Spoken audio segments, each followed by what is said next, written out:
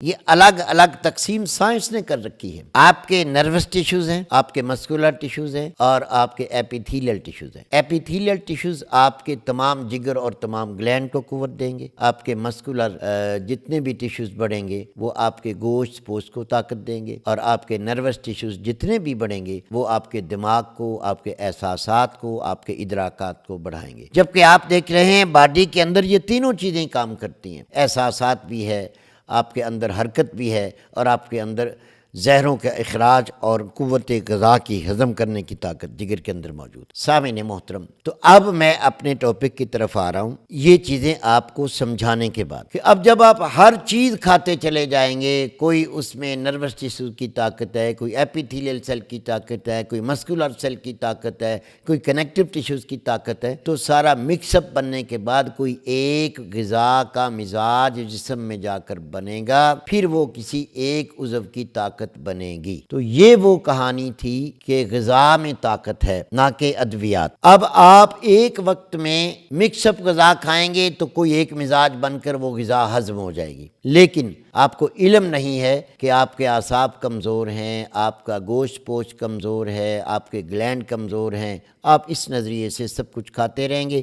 ایک وقت آئے گا کوئی ایک غذا، اس کا ایک مزاج، اس کی ایک خلط، اس کے ایک ٹیشوز جب بڑھ جائیں گے، یا وہ کمزور ہو جائیں گے، یا ضعیف ہو جائیں گے، یا بالکل سست ہو جائیں گے۔ یہ تین صورتیں ہوں گی، یا قوت بڑھ جائے گی، یا کمزوری بڑھ جائے گی، یا انتہائی تسکین آ کر بالکل کمزور ہو جائے گا جسم، سستی میں پڑ جائے گا۔ تو اس لیے علاج بالغذا کیا ہے، اس سیریز میں میں آپ سے گزارش کر رہا ہوں کہ آپ کبھی بھی یہ نہ سمجھیں کہ کسی دوا میں طاقت ہوتی ہے۔ اب میں اپنے ٹاپک کی طرف آیا ہوں۔ 50 آپ کی غذا کام کرتی ہے، 25 آپ کا پرہیز کام کرتا ہے، 25 آپ کے نفسیات کام کرتے ہیں۔ تو یہ تھی وہ کہانی جو میں آپ کے سامنے رکھ رہا ہوں۔ ادارہ ابن طبیب ہمیشہ سے اسی کوشش میں رہا ہے کہ اپنے ویور کو بہترین علم دے اور بہترین گفتگو کے ساتھ آپ کے علم میں اضافہ کرتا رہے۔ مثال کے طور پہ سامعین محترم، میں اب آگے کچھ گزارشات اور کروں۔ ایک آدمی ہے، وہ دن رات پکوڑے، سموسے اور جناب بریانیاں کھائے جا رہا ہے۔ ایک آدمی ہے جو دن رات بند، ڈبل روٹی، بریڈ اور مٹھائیاں کھائے جا رہا ہے۔ ایک آدمی ہے جو مستقل طور پہ گوشت ہی کھائے جا رہا ہے۔ ایک آدمی جو مستقل طور پہ دودھ کی بنی آئٹمز کھائے جا رہا ہے۔ ایک آدمی ہے جو گھی اور آئل کو پسند کرتا ہے، دیسی گھی، چرگے مرغے چل رہے ہیں۔ اب یہ ساری چیزیں تقسیم کرنی ہے آپ کی باڈی نے۔ باڈی کو جس چیز کی ضرورت ہوگی وہ اسے ایکسیپٹ کرے گی، قبول کرے گی، طاقت میں بدل دے گی۔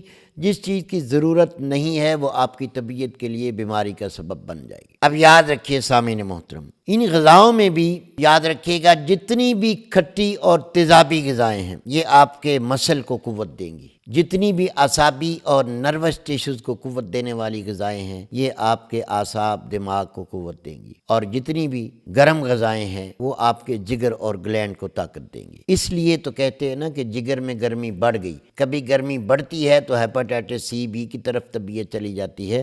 جب گرمی حد سے زیادہ کم ہوتی ہے تو ضعف جگر آ کر غذائیں غیر منہضم رہ کر انسان موٹا پھول چھوٹ جاتا ہے۔ یہ وہ علامات ہیں جو صرف طبیب بتا سکتا ہے۔ اگر یہاں کوئی ڈاکٹر آئے گا تو آپ کی لاکھوں روپے کی رپورٹیں ہوں گی، پھر جراثیموں کے پیچھے تلاش کرنے چلیں گے۔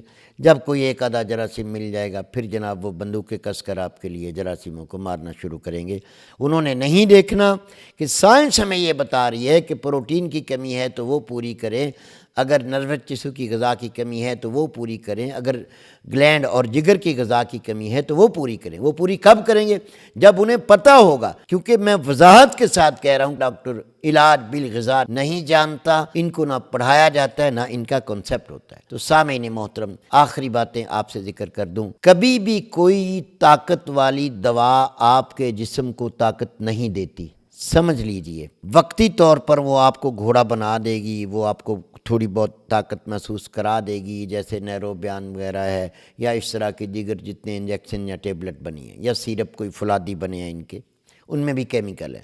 وہ وقتی آپ کے شریانوں کو تنگ کر کے، آپ کے دل کو مضبوط کر کے وقتی احساس دلائے گا، لیکن جو غذا آپ کو طاقت دے گی، جو آپ کے جسم کا حصہ بنی ہے، دوائیں کبھی بھی جسم کا حصہ نہیں بنتی۔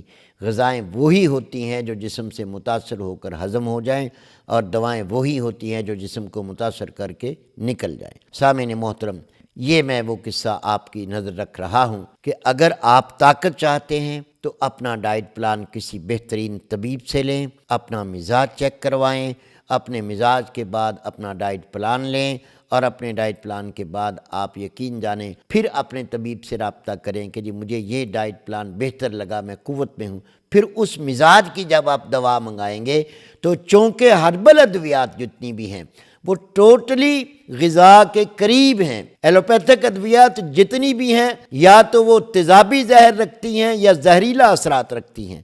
یہی وجہ ہے کہ لاکھوں کروڑوں روپے کے میڈیکل میں ٹیسٹ ہو کر بھی مریض سوج پھول کر کسی طریقے سے ذوف اور قوت کھو کر ہی رہتا ہے، اس لیے وہ ساری زندگی ہی طاقت کی ملٹی وٹامن کھاتا رہتا ہے، کیونکہ اس کا عقیدہ ڈاکٹر پر ہے، ڈاکٹر اسے سمجھا نہیں سکتا۔